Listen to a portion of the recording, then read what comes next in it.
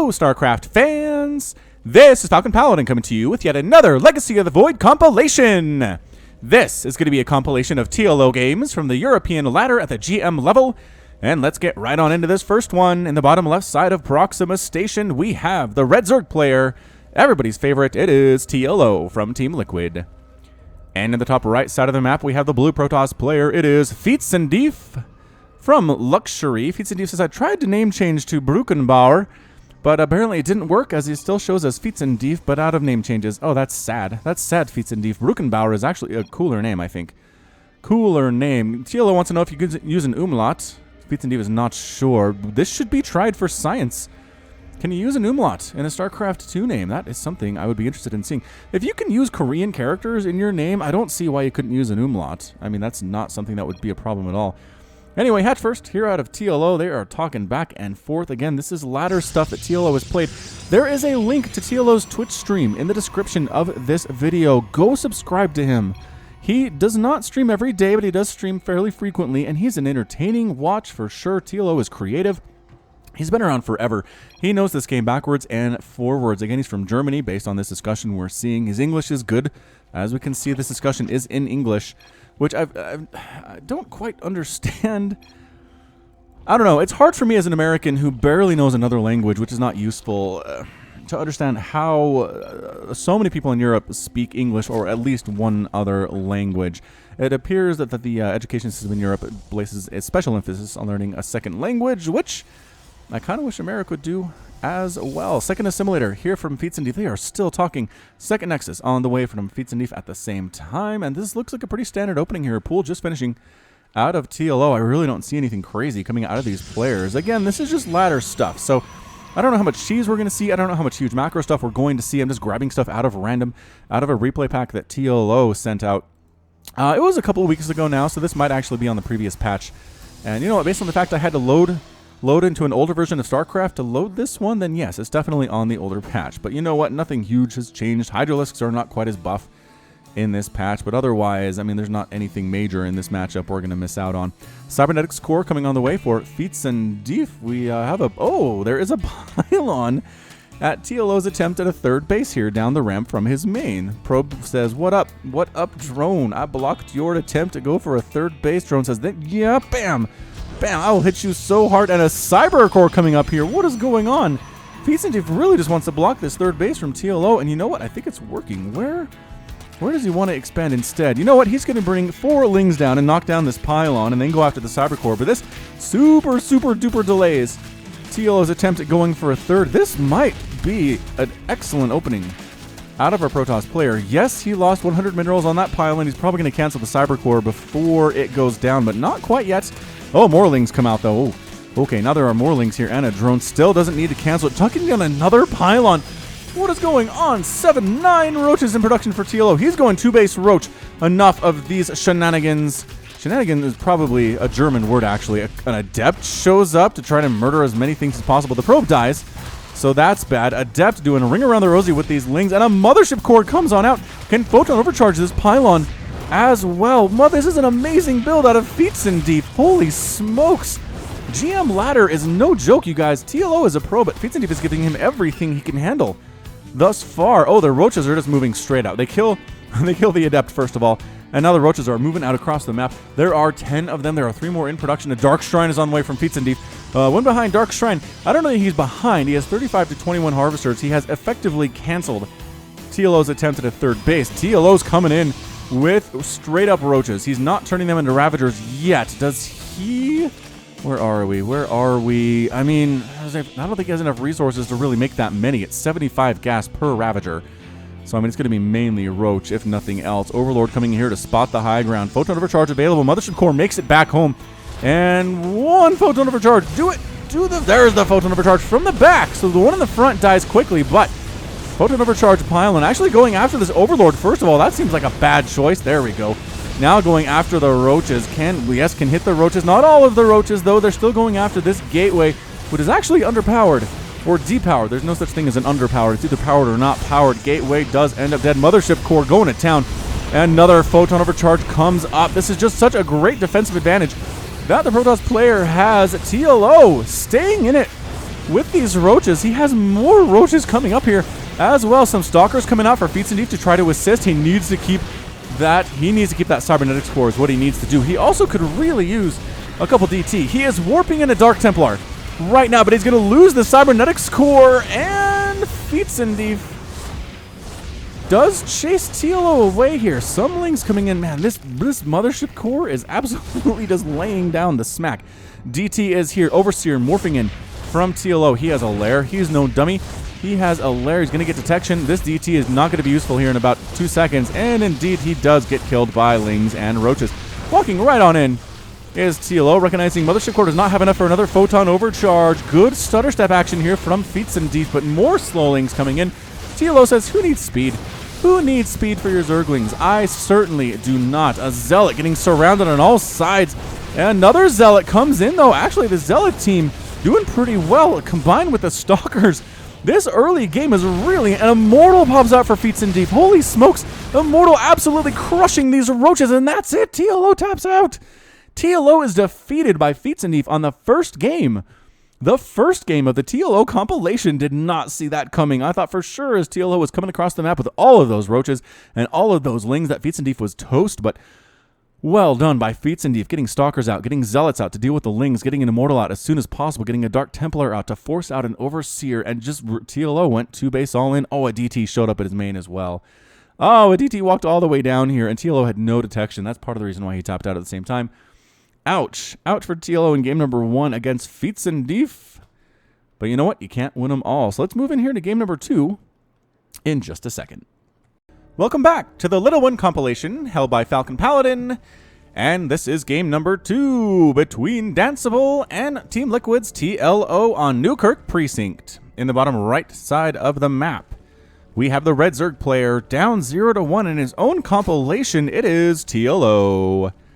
And in the bottom left side of the map, we have the Blue Terran player from Tal. It is Danceable. Now, Danceable seems really familiar. I probably cast a game with this guy before. If he's EU GM, I've probably run across him at some point in my casting history. He doesn't have a Liquipedia page, though, so he hasn't played professionally, at least not enough to get noticed from Team Liquid's Liquipedia, which, again, doesn't mean he's not a good player. I mean, that previous dude, no idea who he is. But he blocked off TLO's 3rd base, frustrated him to the point that he went for the 2-base Roach Ling all-in and lost. I mean, that's just how good the GM ladder is. It's just players who are super good at the game. They can take down anybody on any given day. There's nobody that just rolls through GM without losing a game. It's just StarCraft2 is too good a game, too complex a game for that to happen. Regardless, TLO is going hatch first against his Terran opponent. 1 refinery up for Danceable. That barracks coming up as well. Should be enough for the Reaper. We do have the Reaper list name ready to go, and slow overlords are moving across the map for TLO. Again, if you missed my plea, no more new Reaper names, please. I have so many. I'm looking at the list right now. It's like 5 pages long. It is so many Reaper names. So this Reaper I will pull from the list, but no adding more. This Reaper's name is the Alex Hater. This guy just hates that one Falcon Paladin fan named Alex for some reason. So he got framed for murder. Wait, he got framed for murdering a kid by the kid of Alex. I'm not entirely sure what that last sentence is supposed to mean, but we're going to name this the Alex Hater, who hates Alex, my subscriber, maybe because he sometimes likes to spam Reaper names. That could be it. That could be it. But regardless, Alex Hater is not going to end a nice end, because Reapers never have nice ends. Expansion on the way from Danceable, as it is a Reaper expand. Overlord sees the Reaper coming in. TLO is making... He's not actually making Zerglings. He doesn't have any Zerglings. At some point, he's going to make Zerglings. TLO knows how to do this. Is he relying on his queens entirely to save him right now? This is very interesting out of TLO. We will see how he manages to do this. Yes, queens are on the way, but there is a very small window here in which Reaper has free reign on the drones of the natural base. No, he doesn't even bother. He doesn't even bother here. He is trying to kill some of these drones. They're microing themselves pretty well, though. And now the queen pops out and almost gets a drone kill, but no, turns itself into a spore crawler instead. Second queen is out. Oh, Alex Hater has to hop down 2 ledges to escape the queen. And TLO manages to hold that with exactly 0 Zerglings. That's kind of incredible. I mean, I need to try that. I need to try this. I'm not TLO, but by golly, if he can do it, I should be able to do it. 3rd hatch on the way from TLO here as well. Currently 24 to 25 harvesters. TLO has that worker count lead. We'll see if he ever gives it up. at this point. Queen trying to get rid of Alex Hader, who's just sitting on the edge of the creep, pulling back a little bit to a safer location. And double Hellion follow-up here out of Danceable with a starport at the same time. So it's a 1-1-1 build with a command center tossed on in. Sometimes that is called a Destiny Cloudfist strike build. Some people feel that is too long of a name and are not fans. I understand that concern very well. Creep spread pushing out for TLO. 2 queens throwing on creep tumors. Does he have 2 creep queens? No, he has 1 creep queen. He just brought down the queen from his main base to toss down a tumor. That's how important creep spread is to TLO, you guys. He is foregoing injects on his main base for like 2 cycles in order to get creep tumors down. Amazing, amazing stuff. Baneling Nest on the way from TLO. Likely a Ling Bling Muta thing coming out of TLO in this classic ZVT matchup. Here come 2 Hellions and our Reaper. The Alex Hader. Is it the? It is the Alex Hader with the in front of it. And what's going to defend here? It's going to be queens, basically. 4 Lings and 4 queens. Yeah, I mean, the slow Lings are going to do pretty much nothing against these Hellions. It's going to have to be the queens. Do the run by. Do the run by. Hellions. Yes, swing around this bottom side. Go, go, go. All the queens are so fast and so smart. So smart. Can they get the creep tumor? Yes, they do kill a creep tumor. Minor victory for Danceable. Minor victory for Danceable. Liberator on the way from Danceable and an Armory coming up. Spore Crawler now on the way in earnest for TLO in his main base and his natural base, recognizing that usually the follow-up to a Hellion opening is going to be a Liberator of some kind. Wow, there are actually 6 Hellions out for Danceable now. Is he meching? Is he meching against TLO? He has a single Marine. How many barracks does he have? 1, making a 3rd command center. He's trying. There's a Hellbat. Hellbat transformation. The Armory is done. Is he going to kill 3 creep tumors? Going to go for what? Banelings are here walking in, trying to get hits. Pretty good splits on the Hellbats, though, and there are still 2. No, the Alex Hader gets killed. Liberator trying to save stuff as well, but the entire Terran army gets cleaned out, except for this 1 Liberator that does then get killed by queens before the Spore Crawler even burrows underneath her. Yikes. That was a handling by TLO. Good combination of Banelings and Queens and slow Zerglings. Is he still not getting Ling speed? He does have Ling speed. Okay. Whew, he has it. He must have just finished it, though. I did not notice that happening. Double Factory coming up. Danceable's trying to mech against TLO, you guys. And we've seen mech win on this channel. We've seen it win recently, so don't tell me it's impossible at the GM level, because it is definitely possible. Lair coming up at the natural base for TLO. Roachwarren on the way as well. Slow Overlord for TLO scouting inside the main base for the Terran. And this single Marine is going to try to kill him. TLO says, I don't see any more Marines, which means this is a very meching style. I mean, the fact that there were 6 Hellbats out and more Hellions on the creep is going to tell him, yes, there are multiple factories on the ground. And usually that means a meching Terran player. We have seen mech openers turn into more standard bio medevac type stuff against Zerg, but it's not very frequent. It seems like either you commit to mech or you commit to bio, and there's really no halfway between stuff. Hellions clearing out creep tumors on the very edge of the creep here from TLO. Again, how important creep spread is to TLO. That must hurt. That must hurt him like the death of his own child. I don't think he has any kids. I don't think he has any kids. Thor's on the way from Danceable. 2 Thors coming on up. A Spire coming in from TLO. Spire morphing on the creep somewhere. Let's see. Is it in the main base? It is in the main base, right to the right of that right extractor. Double Spore Crawlers in the main. Wow, TLO really doesn't want to die. Really doesn't want to die to Liberators, and you know what? It's working out for him. It's 61 to 55 total Harvesters. 3rd base is landed for Danceable. And Blue Flame on the way as well. I'm liking what I'm seeing from Danceable. He's making all the right moves. TLO as well, responding admirably, taking a 4th base way earlier than you would against a bio player, but the mech player needs some extra time to build up his forces, as Thors take forever to build, tanks take forever to build. Is he just going Thor, though? Kind of looks like he's just going Thor, though.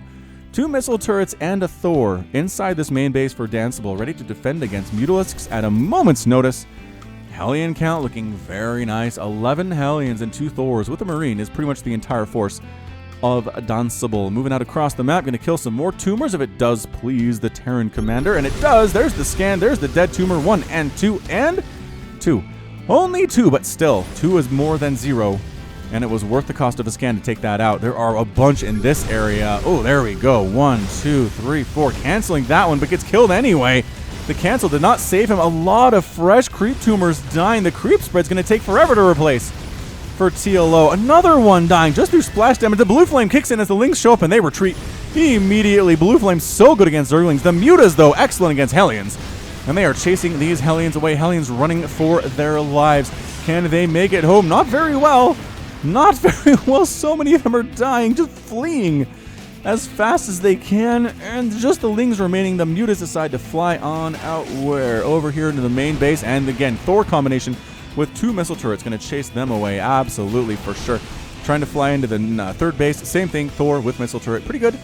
Pretty good combo against the Mutas, but really keeping Danceable pinned inside his own main base right now. His own main 3 bases at this point. Oh, Swarm Host. Swarm Host choice here by TLO on his 4th base, making Swarm Hosts. Morphing them in, interestingly enough. +1 missile attack on the way from TLO for the Swarm Hosts. Mutalisks flying around, trying to see what they can see. Trying to see if there's a 4th base they can knock down, or a 5th base maybe. No, there's really not. It's just 3 bases. For our meching player, he really likes his Thors, but he did start quadruple pumping tanks, which is great. Another Thor at the natural base. So Danceable defending super well, which is kind of, I mean, it's kind of a major factor in going mech, because you have to deal with Muta harass. If the Mutas kill enough of your workers, it'll slow you down so much you'll die. So he's doing a great job defending that way, and it's allowing him to get up and up and up in his army count. He is down 172 to 133. Total supply, which is not great. Roaches, Ravagers, Banelings, Mutas, and a couple Swarm hosts here for TLO. It's a good combination. It is a good combination for the Zerg player. Again, trying to fly in with these Mutas, losing a couple of them to the Thors. Thors do so good. So good against Mutalisks. Look at this. 14 damage versus light times 4 splash. Splash damage, and Mutas stack so well. Thors are an amazing counter to Mutalisks. Maybe not as instantly good, right, as Marines are, but the range is also very good. Here we go, Swarm Host on the high ground, just outside this 3rd base, and some of them going into the 3rd base, some of them going into the main base, and this Thor getting surrounded by Locusts and dying immediately. Ravagers and Roaches coming across the top here as well. Mutas flying in while everybody is distracted. This is an amazing multi-pronged attack out of TLO. The 3rd base is cleaned up. The Ravagers at the front not dealt with. The Mutalisks at the natural base getting shot at by these missile turrets, but not quite enough to hit him over here in this section of this refinery. Roaches and Ravagers continuing to push the front. And how are the Thors handling this? Not as well. Corrosive Bile taking 1 down. Tanks on the ground need to assist here immensely against these Roaches and these Ravagers. 3 Mutas remaining for TLO. Going to fly into the main base. Going to heal up just a little bit. Possibly go for some harassment. Oh, going back to the natural and then swinging back around to the main. Maybe going to try to, I don't know, try to do something. Try to kill these armories. Seems totally fine. 199 to 136. Total supply. +2 mechanical attack. +2 is here. Some Sloverlords coming out. Actually, might cause some problems for TLO. Corrosive Biles landing, almost killing a tank, almost killing a Hellbat, but not quite. Another swarm of Locusts flying inside the main base, killing a missile turret, going after add-ons at the same time. Tech labs on these factories are directly under assault. 2 of them die, and a 3rd one possibly. Nope, just trying to get some Hellbats. Attack at the front from Roaches and Ravagers, still just present. Not killing Danceable, but causing him major amounts of trouble. Major amounts of trouble. Creep spread continuing. TLO is not dissuaded, man. Yes, he lost a ton of creep tumors about 5 minutes ago. Lost a total of 13, but his creep is right at the front door of Danceable right now. That is huge. Danceable trying to land a 4th command center, but I don't know if he can defend it. I don't know if he can defend it. I really don't. TLO taking his 6th base up here on Danceable's side of the map, on the very top side. Blue Flame Hellions roll in, say, all right, undefended drones, we can deal with that, I suppose.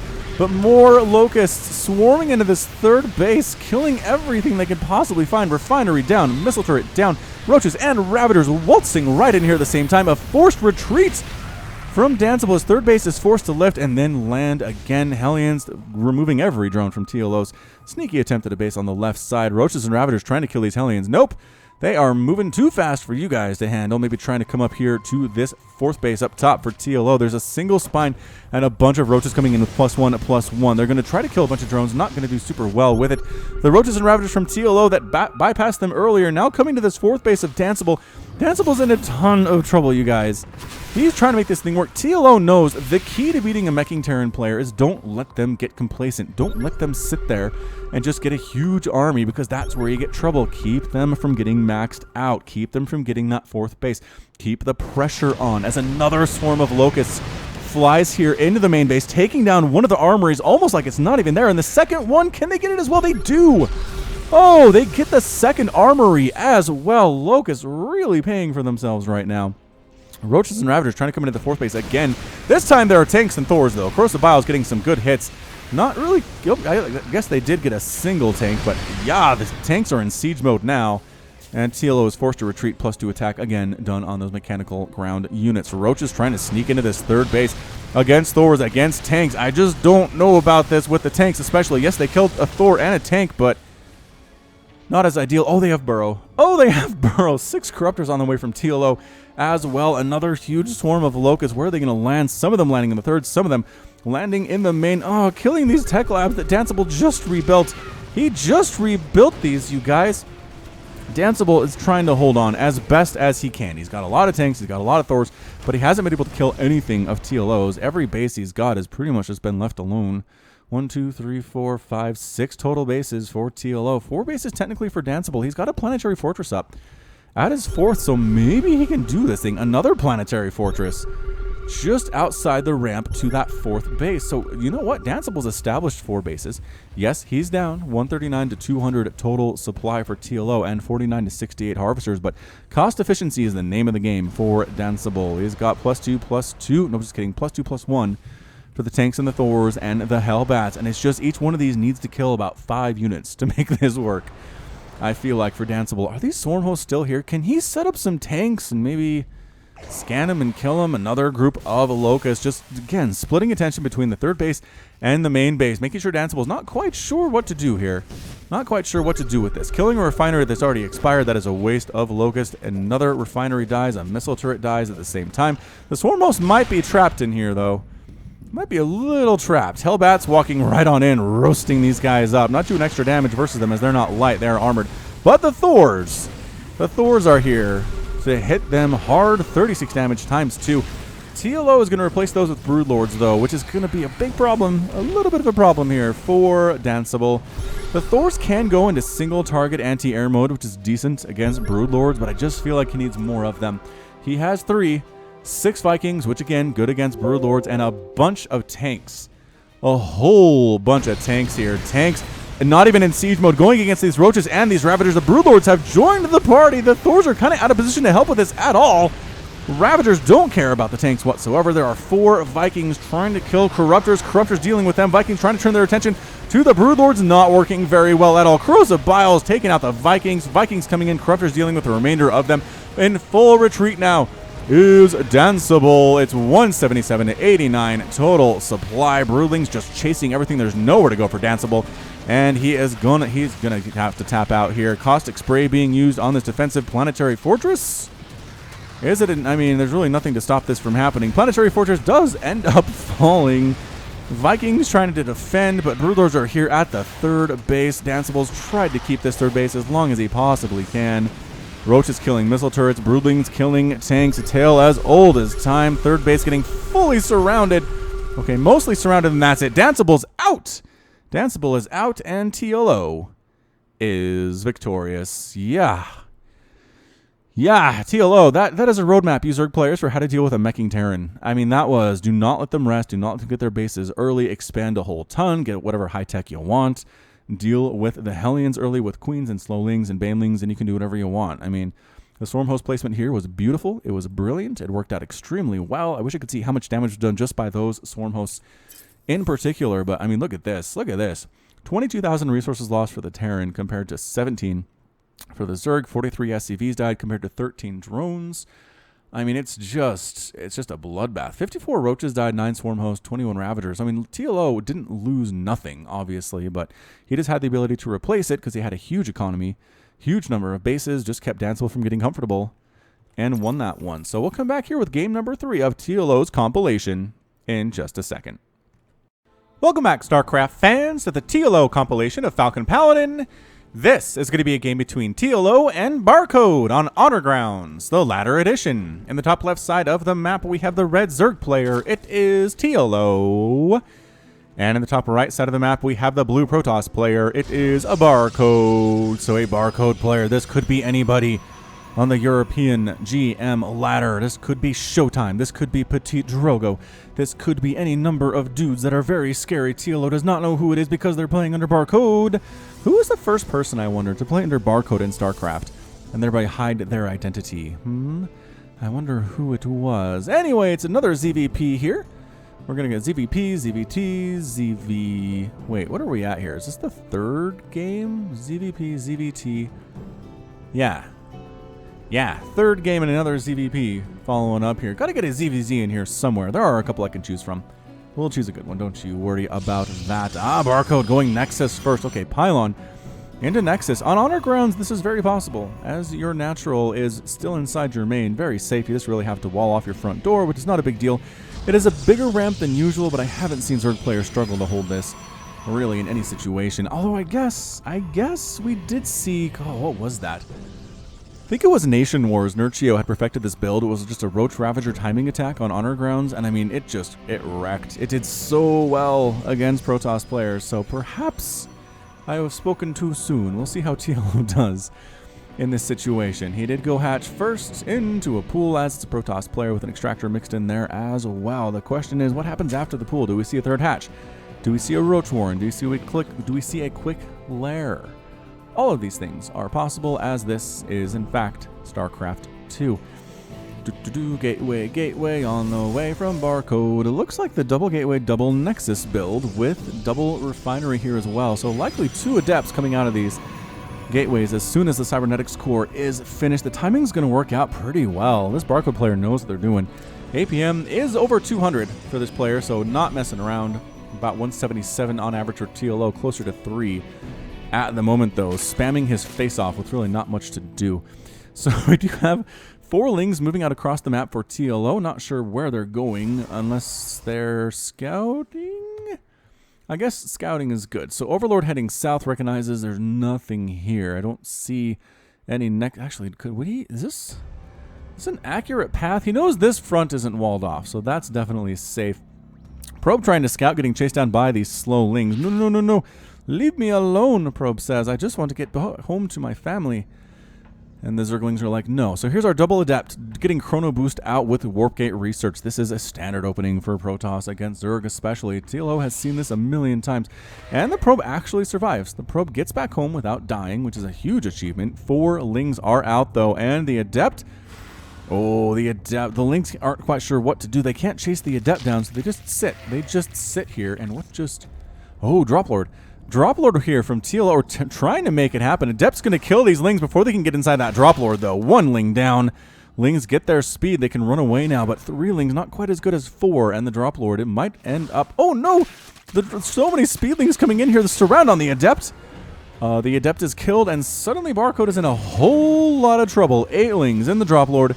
Coming on down. Lings at the front trying to knock down this Stalker, holding the line. Stalker's not the greatest at this. Actually going after the Cyber Core. Lings running in from the backside as well. Oh no, Probes forced to be pulled off the line at the same time. Can these Lings do this thing? So many dead Probes. Cyber Core getting focused down as well. So Adepts do pop out. There's a Photon Overcharge. And that's enough to chase these Lings away. So TLO does some damage, but no Lings remain inside. A Drop Lord ready to unload another group of 8, but Adepts are ready. Mothership Core is ready. 2 Adepts should be enough. Is TLO going to try this thing anyway is the question. I don't think so. I don't think he will, but 16 more Lings are coming in. He's got a 3rd base up. It's 34 to 21 Harvesters. TLO needs to win this thing now, or he's in so much trouble. Indeed, dropping the Lings out. The Cyber Core explodes. Only Zealots. No replacement Cyber Core on the way, but still only Zealots for now. Not good. Lings inside the natural base. So many Probes are exploding, trying to fight back, but it's not really advisable when there are this many Zerglings. Mothership Core desperately chasing these Lings around as fast as she can go, but she's just so slow. 2.6 to move speed. Not as slow as Slover Lords, but dang. But dang, as she is not slow. The wall is holding at the front for Barcode somehow. Some way. There are 2 Adepts here, but I mean, there are like 20 Zerglings. This is going very poorly for Barcode. Photon Overcharge up again, just barely enough for a Photon Overcharge. A Gateway dies and the Lings run away again. Okay, so it's 35 to 34 Harvesters. Barcode has a lead, but he's lost 13 Probes to this point. 13 dead Probes to this point. He really needs some Stalkers to take down that Drop Lord. Oh, the Lings are back. The Lings are back. At the front, trying to knock down this Gateway, and they get the Gateway. Are the Lings inside? No! Clutch Gateway thrown down by Barcode. Mothership Core trying to kill as much as she can. Adepts trying to kill as much as they can. 2-shotting Lings. 1, to a pylon does fall, but there are only 6 or so lings remaining now. Only 4 remaining. 70 Zerglings have died. 70 so far. Resources lost. 1,750 for TLO, about 1,787. Okay, exactly 1,787 for Barcode. Holy cow, this is an even game. I mean, TLO bumps back up to 42 over 39, taking the lead compared to his opponent in worker count, but it's a 2-base to 3-base affair. A lot of gateways up here for Barcode. A robotics facility is making a warp prism as well. What he knows is that TLO has not really been teching up. TLO just now getting a Baneling Nest, just now getting a Roach Warren, does not have a lair, really been spending a lot on these Zerglings, and maybe like a warp prism giant adept attack would do really well against TLO. I just wonder if that was an all-in. Like, I wonder if at this point TLO is in a dangerous position, having tried to kill his opponent straight up in the first 5 minutes and failed to do so. I mean, not failed miserably, but just straight up failed to do so. Photon Overcharge again chasing those lings away. More adepts coming out. What that Photon Overcharge does is it allows the Protoss player to get more adepts out. Maybe some sentries would not be bad as well, but the adepts come rolling in. Banelings and lings, though, ready to rock and then ready to retreat. Psionic Transfer. Oh, faked out with a Psionic Transfer, staying at the 3rd base instead of going into the main. Splitting the adepts, waiting for the lings to get in here, waiting for the banelings to get in here. Dark Shrine on the way from Barcode. 3 queens. 3 queens. Resonating Glaives is done for the adepts. Baneling hits connecting a little bit, and then retreating back home. Warp Prism also pulling back. So way to hold that. Way to hold that TLO with just a few queens, a few Zerglings. Okay, like 20 Zerglings, and a couple Banelings as well. 3rd base on the way for a Barcode. 48 to 53 Harvesters. Barcode has that lead. He's got that lead. He's making Immortals, recognizing that Roaches are a likely transition for the Zerg player, or for the Zerg player. And 4 DTs on the way. Are they going to be TTs, or are they going to be Archons, is my question right now.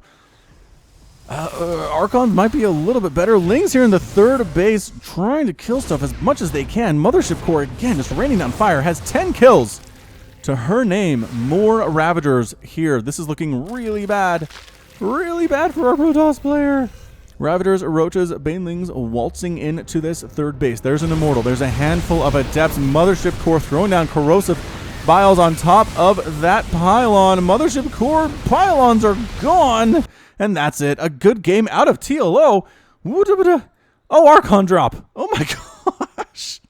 This is like that first game. This is exactly like the first game. Did he not bring detection either? Okay, so 2 things. TLO did not bring detection. These DTs were wiping the floor with him at the front here.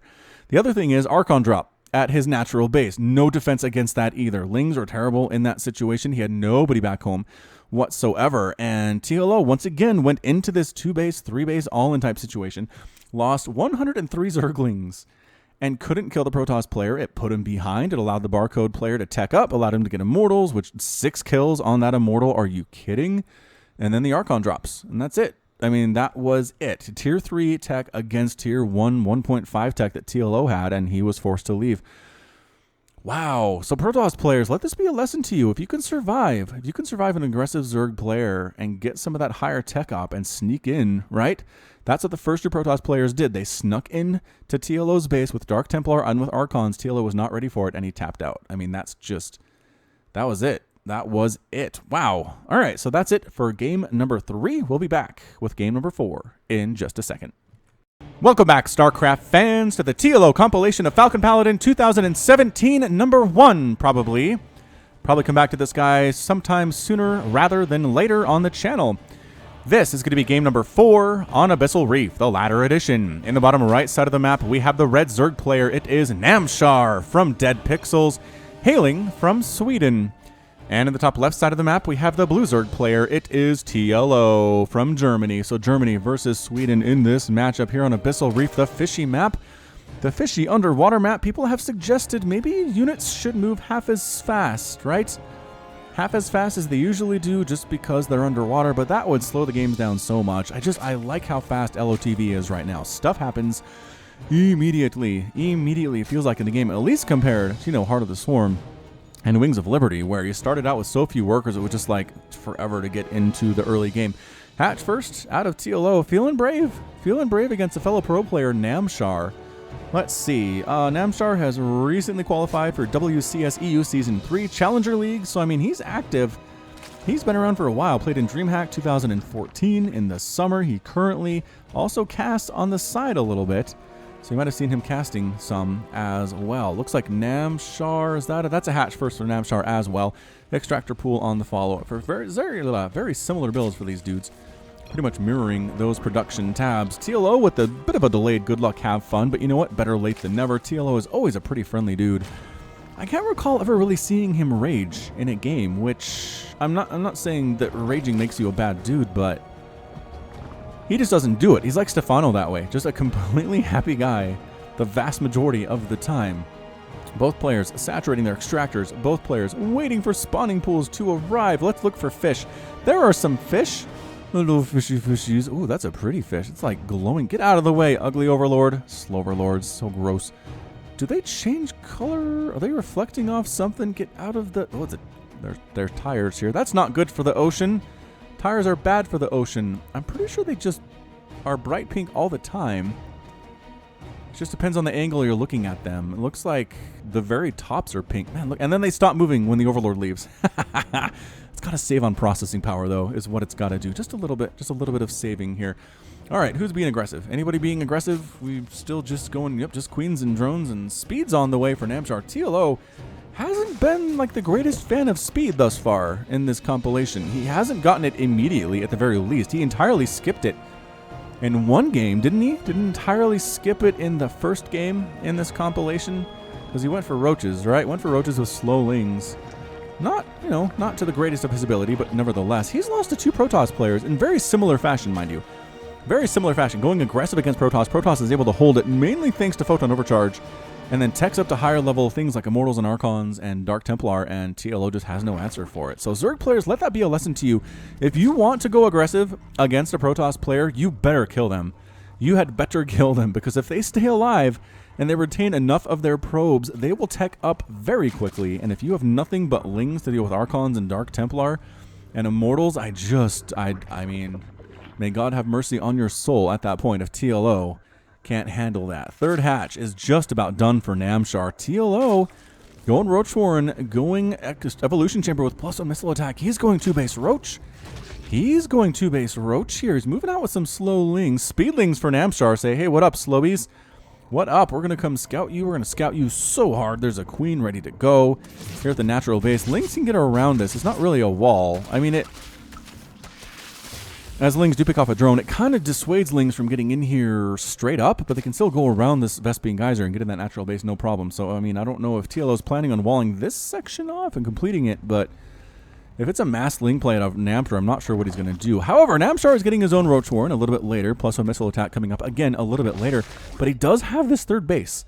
He does, in fact, have this third base, which is going to help him immensely if he can survive the next 5 minutes or so. If he can't, because he expanded a little bit too greedily, could be the end of him to this 2-base attack from TLO. Third hatch, now on the way from TLO. Down the ramp from his natural, not at the traditional third base location to the left here, which Namshar is scouting. So this is actually going to keep it hidden a little bit. The roaches are here for TLO, though. 3 roaches killing a queen. Corpse flying away.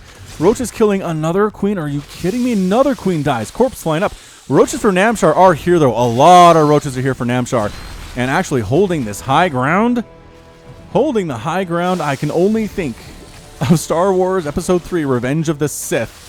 The fight between Obi-Wan and Anakin. I have the high ground, Anakin. Anyway, Roach versus Roach battle here. Looks like TLO is in full retreat. New subreddit I found called Prequel Memes. It is getting pretty popular, and I'm pretty sure everybody involved is doing this ironically. Like, nobody really loves the prequels that much, right? But they, like, make memes based on the prequels. Prequel lines, prequel scenes, a lot of stuff with the Emperor, a lot of stuff with Obi-Wan and Anakin and Padme, and it is very, very clever stuff. Reddit.com/r/prequel memes. Prequel memes, I guess is how you would do this thing. Roach is coming in, catching a Corrosabile to the face, though. TLO does not care, pushing in very hard. His +1 is done. He knows that Namshar does not have speed either. TLO running right up this ramp, sending some roaches to the natural base, a lot of roaches up to the main base instead. Speed roach is kind of hard to chase.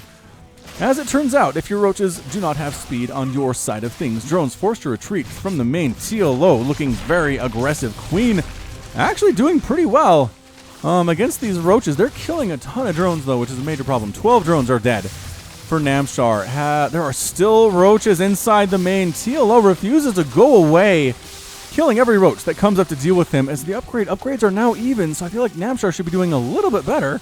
A little teeny tiny bit better, but no. There are still roaches. No. Namshar, no. Come back. Save your drones. He thought he'd killed them. The 2 roaches are very low on HP, but they're not dead yet. Man, roach corpses flying up. They leave little green trails as they go. Look how cool that is. This map is the greatest. More roaches coming into the 3rd base of Namshar? No. Not going to happen. All right, so we're 3 base to 3 base. 47 to 40 harvesters. TLO has that lead.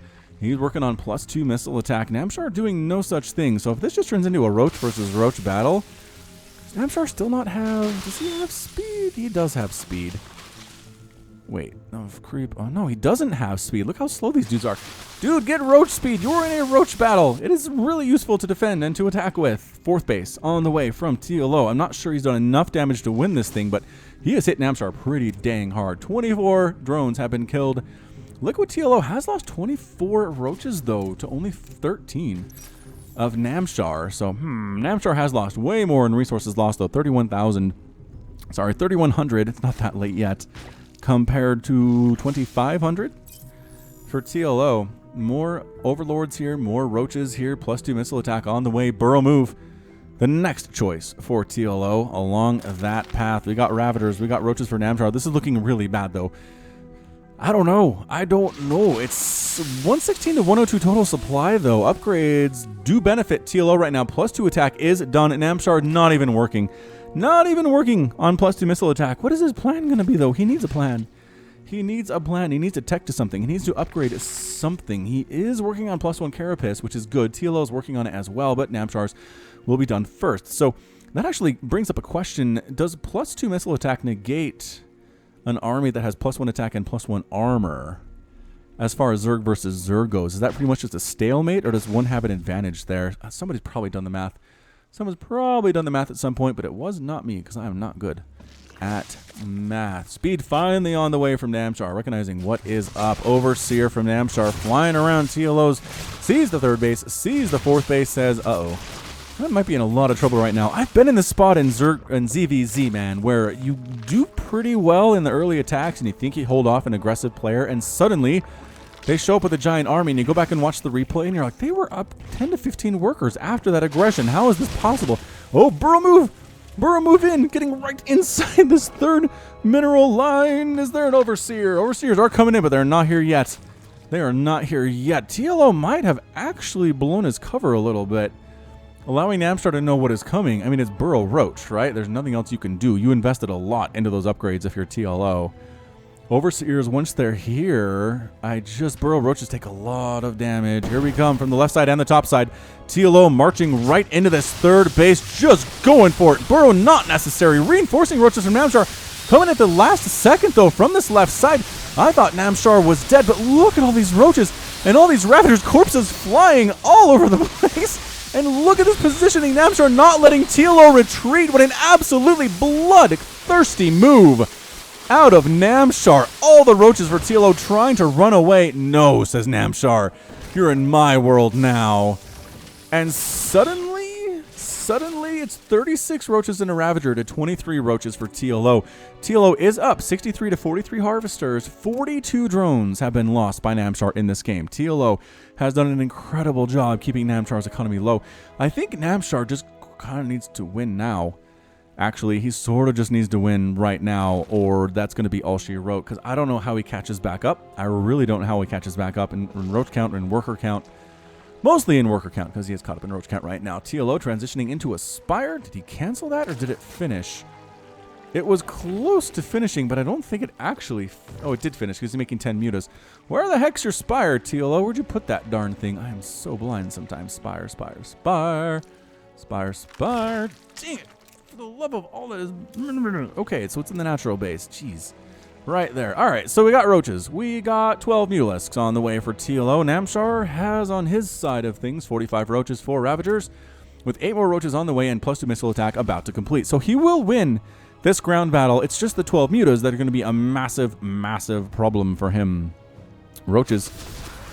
Ravager's trying to kill an Overlord, almost killing it. It is slow. Crocobile, just about taking it out, but no, it does manage to survive. And then a Queen finishes it off. Oh, TLO. Losing a slow Overlord, though. The muta count is getting really high, though. 14, 2 more on the way. Baneling Nest coming up at the same time. Namshar needs to win this thing now. And oh, snap, mutas. Time to go, says Namshar. You can't go back, can't pull back. He's making a Hydralisk den back home. The Mutalisks are trying to kill these roaches as fast as possible. They do have +1 ground carapace, though. And there we go. The roaches flanking from the bottom side. Roaches trying to defend. Roaches trying to kill as much of the stuff of TLO as they can. Chaos is reigning supreme here. There's so much blue. There is so much blue. The mutas are just having a field day. Nothing is contesting them whatsoever. Namshar's supply is plummeting and forced to retreat. Forced to retreat now. 160 to 134 total supply. 10 Hydras are in production, though, for Namshar. And look, he did sneak some roaches into the third base of TLO. Oh, and then sneaked away on home. Mutas doing a great job stutter step microing their way to kill as many roaches as possible. Spore Crawler not done at this third base yet. There are queens, though. There are 4 queens trying to pick off that spore. They know that's the big problem. They force the cancel. They force the cancel. The mutas are gonna, you know what? They say queens. We don't care. We don't care. Hydra's popping out, though, and actually that is something that matters to these Hydralisks, or to these Mutalisks, taking a lot of damage, killing mutas as well, but killing Hydras as well. The Mutaflock not as big as it could be. TLO knocking on the front door with his roaches now. Namshar's a little bit distracted by the Mutaflock, although they are retreating. And somehow we're back down to 49 to 46 total harvesters. You know what? Games like this make me sad that more people don't watch my ZVZ casts. I mean, it's just mirror matchups in totality, right? PvPs, TVTs, and ZVZs just get like half the views my other stuff does. ZVZs are good in Legacy of the Void, you guys. This has been an amazing back and forth game. Mutalisks, Roach, Ravagers, Hydralisks, Banelings, and Infestation Pit on the way from Namshar as well. I mean, this has just been back and forth. A lot of dead stuff, a lot of dead workers, a lot of dead roaches flying into the sky, which is fun to see. If you don't play Zerg, come watch Zerg die, right? Come watch Zerg units die by the thousands, it seems like. It seems like by the thousands. Are you still here? Muta's still here, man. Killing more drones here at this natural base, despite the presence of a Spore Crawler. 51 drones killed by TLO, 25 killed by Namshar, though, and it's 41 to 54 harvesters coming down this top way. Roaches, Ravagers for TLO. Mutas flying back into the natural base, trying to kill themselves a Queen. Spore Crawler chases them away. Queen manages to survive, and the big Roach Ravager play at the third base. The third base ends up falling very quickly. And that might be it for Namshar. I don't know how he recovers from losing his third base entirely at this point. It's 192 to 134. Total supply. He is making some infestors. He's making 2 infestors. I don't know that it's enough, though. I mean, this is a lot of Roach Ravager. Yes, there are Hydras. Yes, they are good. But not when directly being attacked like this, and that's it. Namshar taps out. Namshar with the GG. And TLO is victorious. Dang. That was a really strong performance out of TLO there. Kept the aggression on. Didn't kill his opponent early, but this time just really didn't matter. It didn't matter. Did enough damage to keep Namshar down.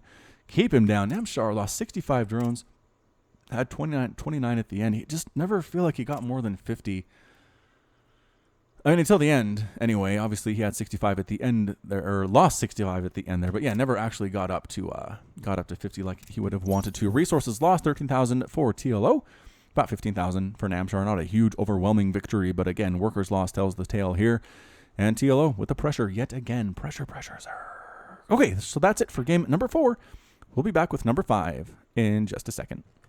Welcome back, StarCraft fans, to the TLO compilation. This is going to be a game between TLO and Gusty on Palladino Terminal, the Ladder Edition. In the bottom right side of Palladino Terminal is the Red Terran player. It is Gusty. And in the top left side of the map, we have the Blue Zerg player. It is TLO. All right, so Gusty, again, not a player that has a Liquipedia page, but you don't have to have one to beat TLO. You really don't. We'll see if Gusty's going to go mech like our previous Terran player did in this compilation. Did not work out for him, but again, we've seen it work. Mech is not entirely terrible. I mean, it's not the greatest strategy on Earth. You're not going to win a million games with it, but you can darn well be competitive. Refinery on the way at the same time as the barracks for Gusty. Hatch first play out of TLO. Again, I just don't know if he doesn't worry about 3 Rax Reaper or what, but he hasn't been scouting. He's just been going straight Hatch first in the 2 CBTs thus far anyway. Perhaps he's played Gusty before. There's the good luck, have fun out of TLO. We'll see if Gusty responds. Did Namshar? Namshar did respond, and there's the good luck, have fun out of Gusty. All right, so everybody happy, everybody very pleasant and pleased to work with here. Looks like we will have enough gas to make a Reaper here, which, again, just generally good. I mean, is TLO going to skip wings again is the question of the day. Immediately saturating his extractor. His pool is about 40% complete. Barracks finishing now, and it is a Reaper. It is a Reaper. Reaper name is going to be a longer one. This is Devours Children. The one and only Devours Children has returned from Brood War Insurrection, but this time he has evolved to where he can shapeshift like a changeling. Now he is deep undercover and is planning to betray the Terran at any moment. He must be killed before the 6-minute mark, or else at the end of the game, the Terran's buildings will all explode, and 200 infested Terrans who were infested by the evil Zergling will kill the winner of the match, including a Zerg, because Devours Children has his own personal agenda of universe domination. Holy cow. All right, so interesting. So the Reaper has to die in the first 6 minutes, or else the Terran's buildings will explode, and the infested Terrans will kill the other player. Yikes, that's bad news. All right, so coming right on in. There is a drone here at the natural base. TLO does not care. He doesn't care. He's making lings this time, though, and saving the drone by turning it into an extractor temporarily. Speedlings, they're not speedlings, but they are speedy on creep. And good micro, killing one of the lings. Gets the other one. Ooh, nice turnaround and kill there by Gusty. I mean, Devours Children. So still alive, 2 minutes and 49 seconds. This is not looking good for humanity. This is not looking good for Zergadity either. Zergamity trying to kill a creep. Gets a creep tumor kill. Gusty doing great things with this Devours Children Reaper. I guess it helps that it's a Zerg that's been changelinged, right? You'd think a Zerg would know best how to defeat the Zerg, just because at one point they were part of the same hive mind. Whoa, 6 roaches on the way from Gusty, from TLO. 2 base roach attack out of TLO, you guys. I know we don't see this kind of thing a lot on my channel because I only generally like to cast longer games. And TLO's little 2 basers don't usually turn into 15 or 20 minute matches. It's just the reality of things. But there is another world. There is another world of StarCraft I try to show you in the series and in these compilations where players do have 2 base attacks, 1 base attacks that are very strong and can definitely win games. Devours Children trying to get back here inside the main base, counting drones, recognizing the drone count's a little bit low for TLO, and surprise, Roaches and Ravagers are here. Oh, this is the Nurchio build. This is the one against Terran. Gusty doesn't have much, you guys. He's got a handful of Marines. He's got a Marauder, and he's got a Widowmine. Widowmine needs to burrow, like, now. Don't get killed by Corrosive Bile. Just get in the ground. Widowmine gets focused down. Why would you? Oh, the bunker gets finished just in time. And Corrosive Bile's hitting the bunker, but not killing it. TLO, Ravagers, just going to Corrosive Bile this thing into the ground. SCVs will repair it. So into the ground is not exactly possible right now. I don't know. Gusty, do you make tanks right now? Do you make Widowmines? What do you do? Natural base is a complete loss right now. I don't think he can. He's trying to win this thing just with Marines and SCVs. Lings coming in. More Roaches coming in as well. Corrosive Bile's not hitting much of anything. Good dodging thus far by Gusty, killing 2 Ravagers. Another one dies. Gusty, brave Gutsy. A gutsy play from Gusty. His bunker is still up. He picks off a slow Ling that tries to retreat from the front here. You can't retreat from battle, says Gusty. Widowmine gonna burrow itself. Gotta burrow now. Yeah, no, it dies. Oh, that would have helped so much. It would have helped Gusty so much to get that Widowmine down. High ground harassment, using the Overlord as the high ground spotter here. And it's just a back and forth like intensity right now. Gusty making medevacs, making Marines, making Marauders, not deviating from his plan at all. Corrosive Bile's landing on the high ground, trying to kill a supply depot. Can actually hit that supply depot. I don't know if Gusty, he's trying to save it. Marines and Marauders getting right on in here with the medevac support and the stim. Oh, and the stim. Marauders doing pretty well here. The supply depot does actually get killed. This is not supply block. Gusty, get inside the bunker. Getting inside the bunker is Gusty, and then popping outside of the bunker to pick off a retreating Roach. This is amazing play. Amazing play. 498 APM from TLO, 330 from Gusty right now. Ravagers, Roaches, again harassing this high ground. There's a barracks that is getting directly assaulted by these Ravagers. TLO has no intention of expanding at this point. It's either win or lose. It is win or lose with this strategy. I think Gusty needs to keep this barracks.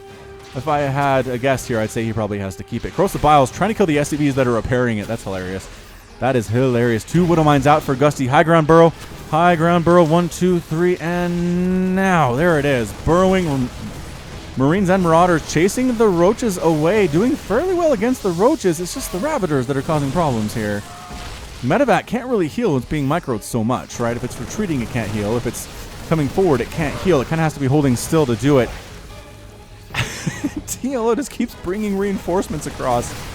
It's 61 to 54 total supply. TLO has a lead, but again, Gusty is... Oh, a Liberator is here. Oh, Corrosive Bile takes out both of those Widow Mines, accidentally firing in his own barracks there is Gusty. That was an accident.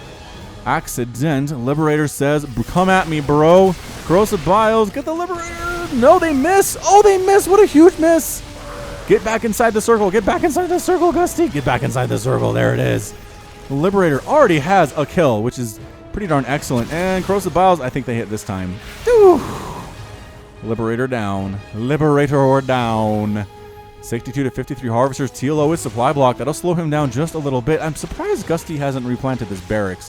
Where it's at, it just seems very vulnerable indeed. Gusty's managed to reclaim his natural base, which is not good for TLO. The longer this game goes on, the worse I feel about TLO's chances. He's just sitting right at the front, continuing to bring units in. He has exactly 26 drones, has not really shown any sign of making that many more, but he has a lot of Ravagers and Roaches here. He's got 8 Ravagers, 5 Roaches. Gonna try to come in. Oh, this Medevac. No, Medevac, no! Oh, Medevac was trying to drop. TLO saw it and Corrosive Bile did as it was moving. Ah, what a pro play there. And here we go, getting a full surround. The bunker is gone. The Marines and Marauders are gone. SCV is forced to retreat. That is never a good sign for Terran players. A terrible sign.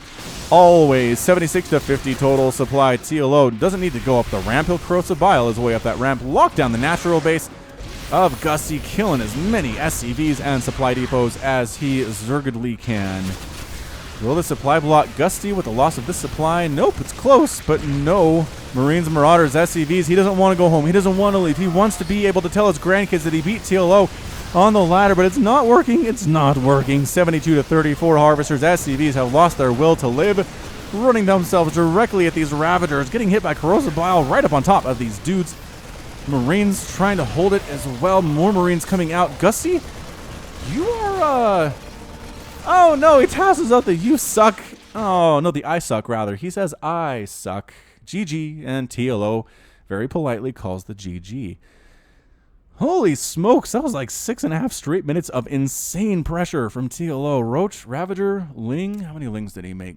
6? Maybe not. Maybe not Lings, but 19 Roaches killed, or lost. Yeah, 19 Roaches lost, 14 Ravagers lost, 44 Marines, 6 Marauders, a Liberator, 6 Widow Mines. I don't think the Widow Mines killed anything in this game, which is bad, which is really bad. Zerg player lost 5,000 units and about 7,200 for Gusty. All right, so that's it for this game. We'll be back with one more, maybe one after that. We'll see in just a second. Welcome back to the TLO Compilation 2017.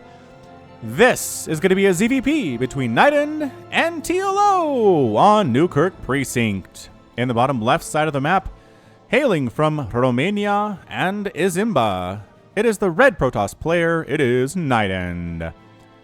And in the bottom right side of the map, still from Team Liquid, still from Germany, still the little one, it is the blue Zerg player, TLO.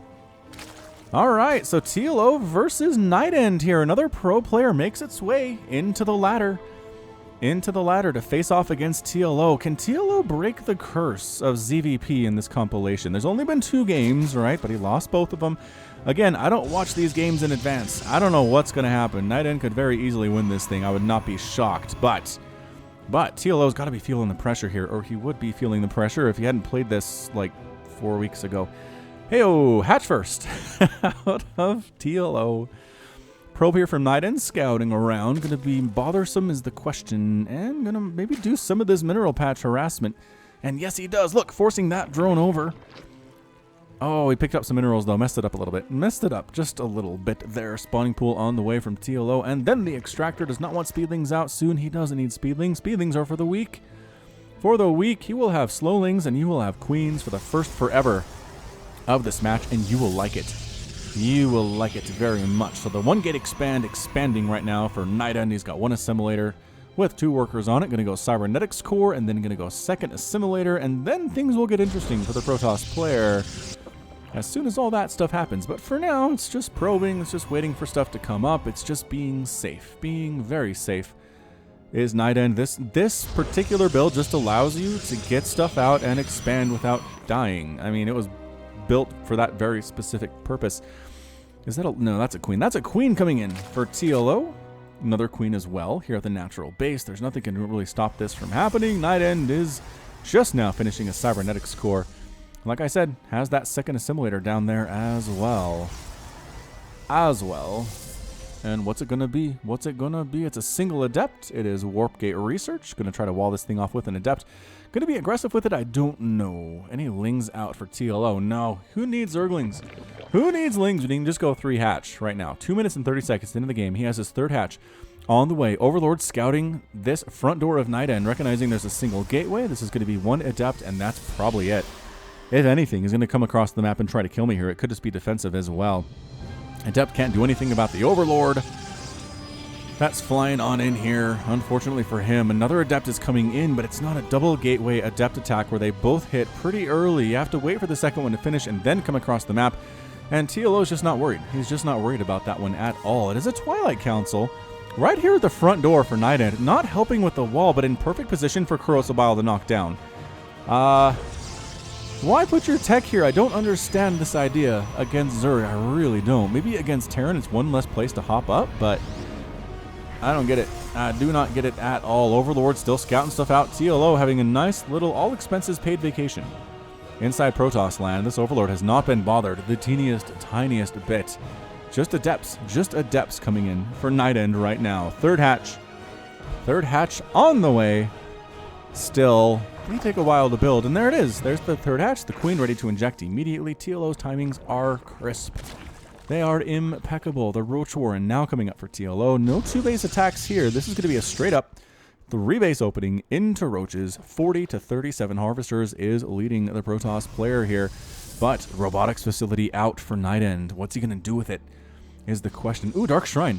Going to be a Dark Shrine follow-up after that Twilight Council. Where is the Dark Shrine coming in? Is he hiding it? Or is it right here? That's right there. I didn't expect it to be right next to the natural. Okay, so right there, Dark Shrine. Is anybody scouting this? The Overlords that were scouting so nicely have left. They've evacuated the premises. This Overlord might want to come back in. No, they're just scouting to see when the 4th base, or the 3rd base rather, comes up for NightEnD, because that will tell him a lot. If it's delayed, an attack is probably coming pretty soon. And he should start making some units. He is making roaches. Right now he's getting Glio Reconstitution. He's throwing down Spore Crawlers. Again, Spore Crawlers just great against most of the things that your opponent can do. Great against Dark Templar. Great against Warp Prisms. Great against Oracles. Great against Void Rays. Just get him. Just get him. Overlord pooping creep here at the 3rd base. Possible location for NightEnD. Other Overlord doing the same thing up north. Warp Prism moving out. Did fly right past the Sloverlord. So TLO knows it's here. He knows it's coming. It might just be a straight-up Archon Warp Prism Drop-a-Rooney. That's what I'm going to call it here, because I've been casting for like an hour straight right now. Solo casting, mind you. So 3 DTs on the way. He's got the 4. He's got the 4. Is he going to make them Archons? Does the scout happen? TLO does not see. Oh, he's bringing the Warp Prism in. Oh, brilliant. He's bringing the Warp Prism into the main base, forcing the army there, and then bringing the DTs around the backside. Oh, NightEnD. NightEnD, you're dirty. Killing the Spore Crawler, going after this 3rd base. There's nothing that can stop this. Nothing can stop this from happening. Where are the Overseers? He was counting on Spore Crawlers to save him. And nope. 3rd base gone. 3rd base gone. Saving the DTs and getting out of there is the Warp Prism. Oh, NightEnD. NightEnD, you scamp. That was the greatest move. Write that one down, Protoss players. Bring the Warp Prism into the main base of your opponent and then just walk your DTs at that third base and wreck it. TLO says, that's enough. That's enough of those shenanigans. Bringing my roaches across the map. I'm going to win. I'm going to win now. There are sentries. There are mortals in production for NightEnD. He has 0, but he's got 1 that's very close to finishing. Very close to finishing. Archon's coming in. He might have enough Archons to do this. Photon Overcharge is going to be a thing as well. Third base trying to kill the Archons before they can finish. And no, they do get 1. But Photon Overcharge shoving him back. TLO taking a third base to the north of his natural to replace this one that he lost so sadly. So sadly, just outside of his front door there. Archons, Immortals, Stalkers, Sentries. This is not looking very good for a pure Roach composition that TLO has, but he kind of has to go for it. Photon Overcharge just wrecking stuff. Warp Prism sitting out in the middle of nowhere. Is it scouting? I guess it's scouting Warp Prism. Can dodge Corrosive Biles pretty well, as there's a single Ravager here, but suddenly it's 3 base. Well, almost 3 base to basically 2 base. Regardless, even if it was 3 base to 3 base, NightEnD has to feel pretty good about that. It's 55 to 59 total Harvesters.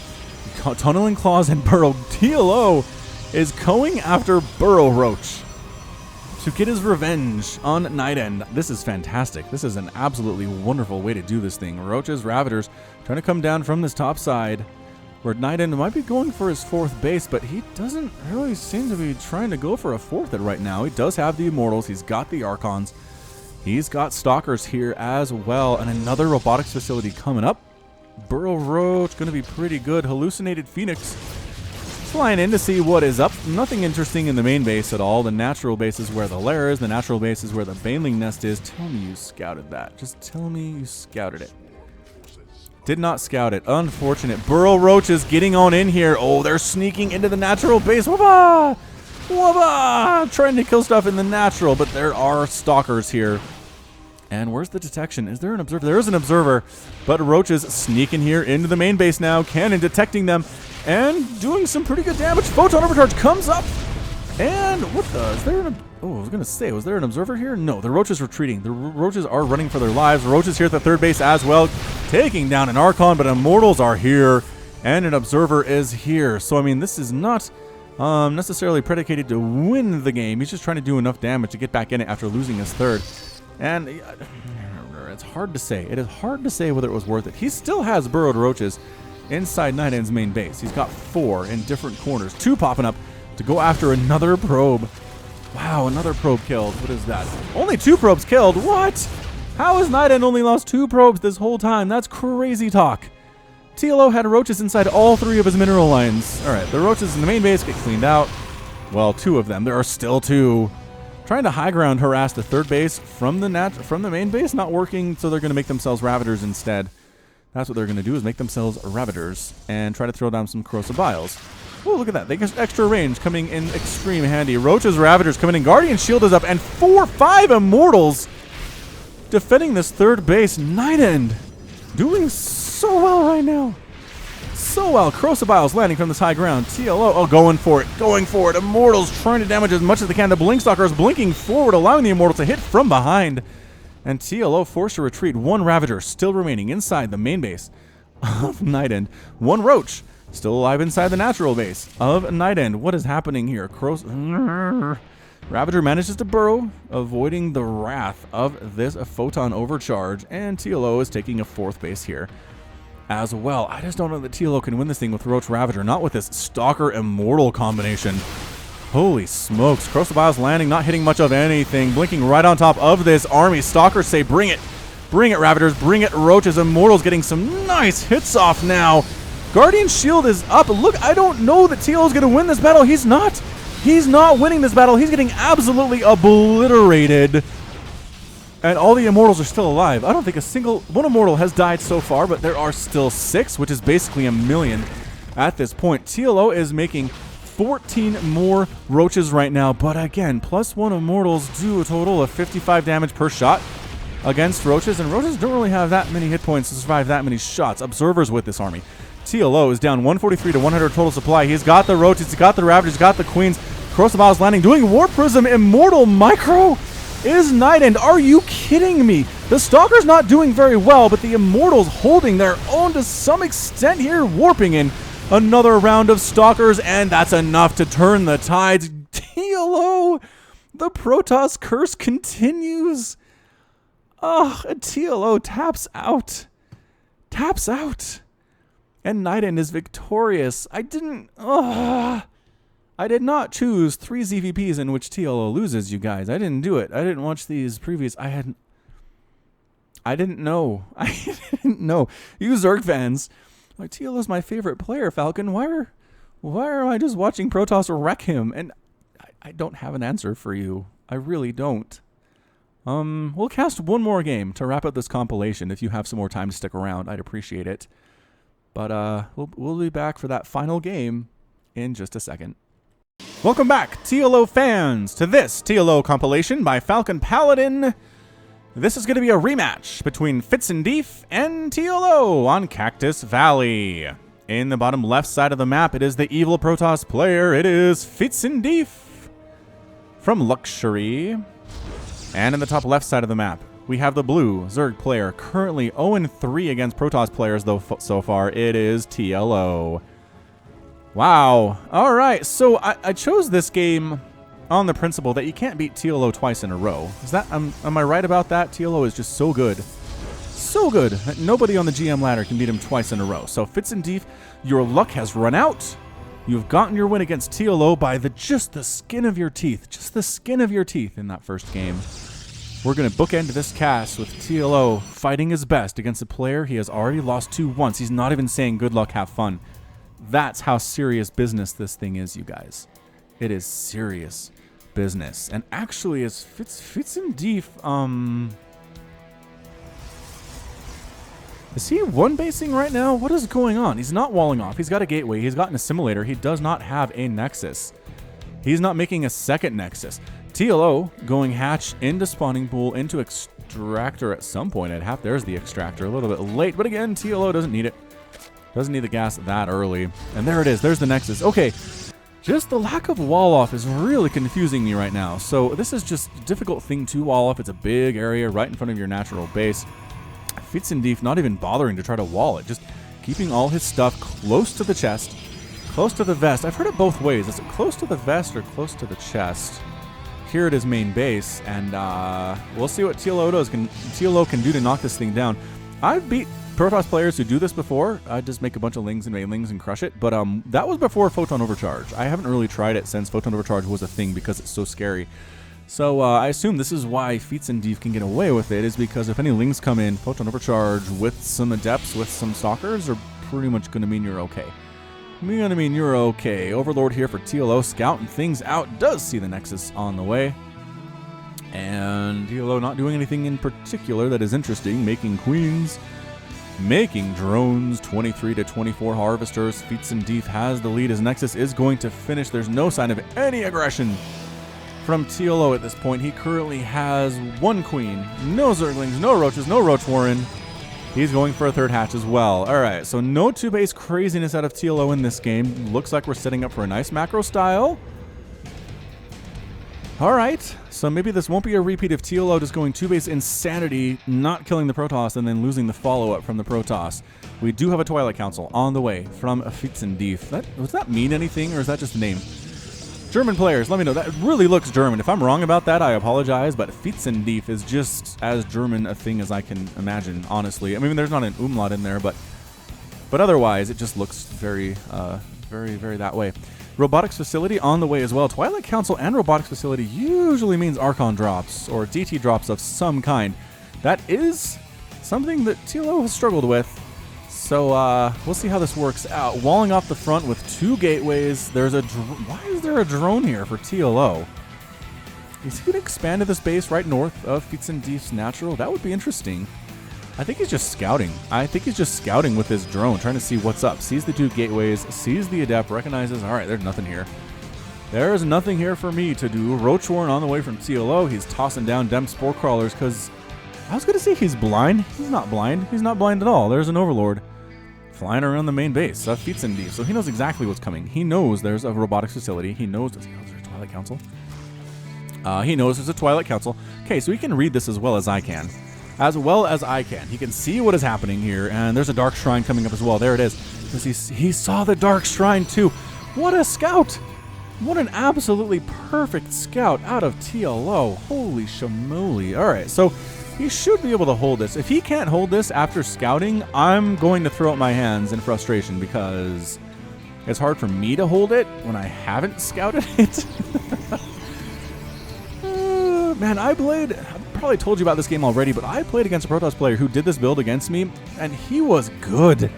He's platinum level. He's dropping, he's picking up, he's doing like the shuffle thing with the Archon and the Warp Prism and killing stuff and letting my Lings get close and then throwing back up in there again. It was amazing. Here come the DTs, though. DTs dropping in the main base. No, there's a Spore Crawler up. There's a bunch of Roaches. There's a Queen. That Queen needs to get out of here. Queen, run. Get to the safety of a Spore Crawler. Yeah, does get to the safety of the Spore Crawler. DTs are kind of left hanging out in no man's land here on the ramp. All right, they say if we can't kill anything, we're just... Never mind. We were going to hold the ramp for science, but no. Maybe try to drop in the third base. There's really only a Spore Crawler and a Queen here. Unloading the DTs. Can they get the Spore Crawler before the Roaches show up? Unburrowing. But he can't detect if he's unburrowed. Oh, no. No. Get the DTs are kind of confused. They're going after drones. They're going after the hatchery. Now they're going after drones. And I'm back. Gets saved. Oh, he saves the other DT. Feetsendief. He cares about his Dark Templars, man. He cares. He really does. So 3 drones have died this entire game so far. All that insanity. With DTs roaming across all 3 bases of TLO, and exactly 3 drones have died. That's kind of amazing. Archons morphing in here. The Roach is going to shut that down real fast, though. No. Bad luck. Finish, pick up. Oh, the finish and the pick up. The Warp Prism Micro by Feetsendief has been amazing. Again, I main Zerg, but jeez, he's been really good with this Warp Prism so far. Roaches and Ravagers. The story of TLO's life here at this 3rd Nexus location that Feetsendief's trying to throw up to the right. To the right and up of his main. Photon Overcharge does successfully protect it. Archons dropping to kill these units. Oh, killing a Ravager? Killing these Roaches? Where's TLO's attention? He's not doing super well. Saving his Roaches from these Archons that are blasting them into little tiny chunks. Watch this. Little tiny chunks. Another Roach gonna die. The cost efficiency of Feetsendief right now has been amazing. He has killed 500, 600 resources of TLOs and lost 0. Lost 0. If he can keep this up, man. He can keep this up here.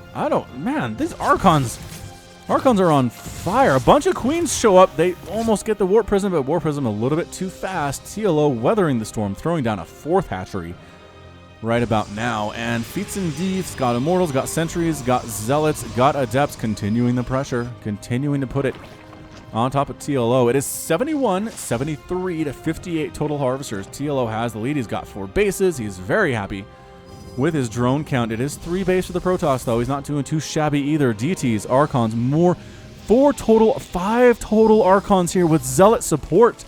TLO forced to retreat. He abandons his 4th base entirely. He has a handful of Lings and Roaches. No, TLO, no! What is happening? Ravagers not even allowed to hatch before they die. Archons stabbing away at Queens. Stabbing away at Overlords. They can't quite decide. Here come the Lings, but again, Zealot Archons so good against Zerglings. Every single Ling dies. I don't think they killed a single Protoss unit there. Ravagers getting destroyed at the same time. Immortals joining the party. And Feetsendief is up. 132 to 105 total supply. The Mutas are here, but no, it's not enough. Oh, it's not enough. So the Mutas, I mean, there were a good number. There were 7 of them, but just against 4 Archons and Sentries, right? With Guardian Shield up, mitigating the damage from the Mutas. He knew it wasn't enough. He had Zealots and Archons laying waste to his 3rd. His 4th was a ghost town. He knew there were 3 bases up for the Protoss. What an absolutely impressive display from Feetsendief. Who is this dude? Who is this masked man? Gotta get more of his replays. All right, so that's going to be it. I mean, that's it from the TLO compilation. If you were hoping that TLO would win a ZVP, I apologize, but it didn't happen. I guess if we can gather anything from this, is that TLO kind of struggles with Protoss right now. Kind of struggles with Protoss right now. Trying trying to think. I guess he was going Muta because he was trying to take down the Warp Prism, right? Like, that was the big concern, was getting the Warp Prism down. But with this number of Archons, it was kind of a weird choice. Anyway, I'm not going to second guess TLO. He's a much, much better player than I'll ever be. He just happened to lose this one. So we'll be back with another TLO compilation sometime down the road. I'll just chuck one in somewhere. Not even scheduled necessarily. We'll see. We'll see in Beta Protoss. Don't you worry. All right. So Protoss fans who clicked on this, bet you're happy about this compilation. But that is going to be it from me. This has been Falcon Paladin coming to you with a TLO compilation. Go ahead and hit that like button. Hit that subscribe if you like what you saw and what you heard today. You can also catch me on Twitter, Facebook, and Patreon, all at /Falcon Paladin. And until next time, as always, thank you so much for watching, and you take care of yourself.